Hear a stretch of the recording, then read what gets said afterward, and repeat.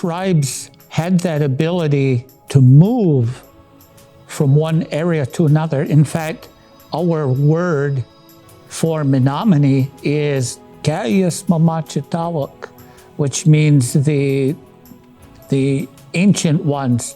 And if you dig into that, that means the ancient movers. We are alive, we move.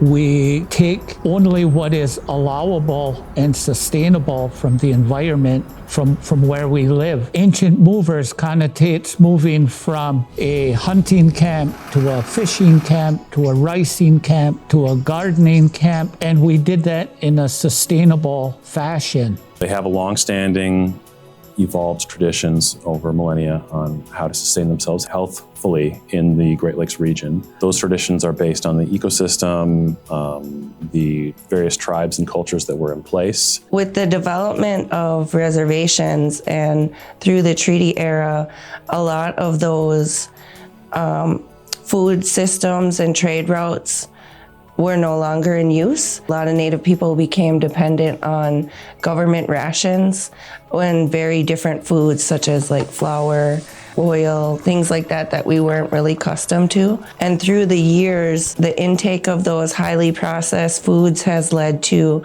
a number of health disparities in our communities. Statistically, the Native Americans in our region have higher rates of cancer, diabetes, and other cardiovascular problems, which actually mirrors most of the American population.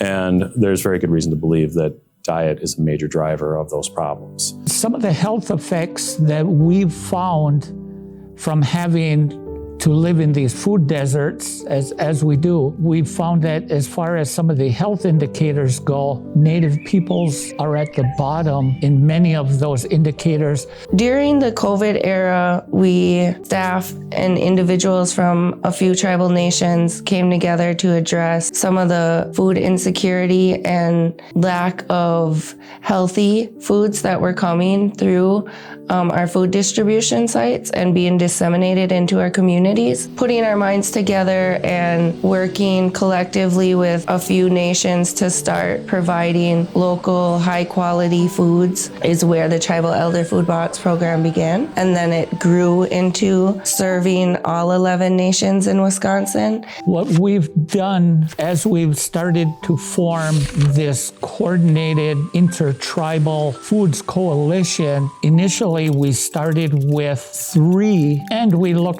looking at the food distribution program on Indian reservations and implementing a public law that allowed tribes to be able to take control over certain funding streams that already were coming into the tribe. The services were. The idea is local, an emphasis on Native American growers, an emphasis on the overall concept of revitalizing like a trade network, like a trade hub across the tribes. What we wanted to do was say that money you are spending for our programs, let us take that money and let us decide who we purchase the ground beef from, who we purchase the wild rice, some of the canned foods and vegetables. We wanted to instead use that funding to purchase from tribal producers to really get fresh foods into our food distribution programs. A tribal elder food box consists of an array of healthy, traditional, and cultural foods. So we focus on proteins, produce, and shelf staples that are relevant to this area, the Great Lakes region. So all of our procurement for food is done from local producers in the area. And those boxes are distributed within our tribal communities to elders 55 and older. The whole point of the project is to use an elder food box program, which is relatively small scale, as a demonstration for how a regionally focused, traditional tribal food network could meet the needs of bridging the gap in nutritional disparities. We right now distribute 2,000 boxes every 2 weeks throughout the state to about 25 different sites. And so we are still within our tribal nations establishing infrastructure for us to eventually at some point potentially take over those efforts with repack and distribution.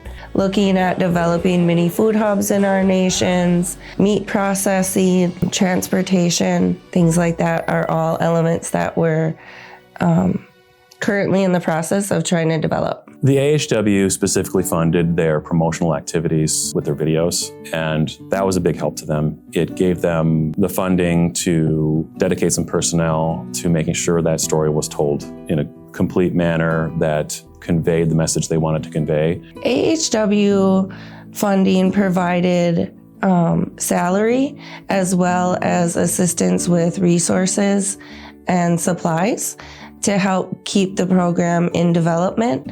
And so it provided the funding source for my position, the Intertribal Food Systems Coordinator, who does a lot of the procurement for the Tribal Elder Food Box program and also works really closely with Feeding America Eastern Wisconsin. Through this position, we were able to establish that network of local producers in the area and maintain the ability to grow that network of producers by continuing to offer resources such as the videos that were developed out of AHW that highlight the efforts of the Tribal Elder Food Box program, but also highlight what the needs are of our producers and how this program helps local producers in the area.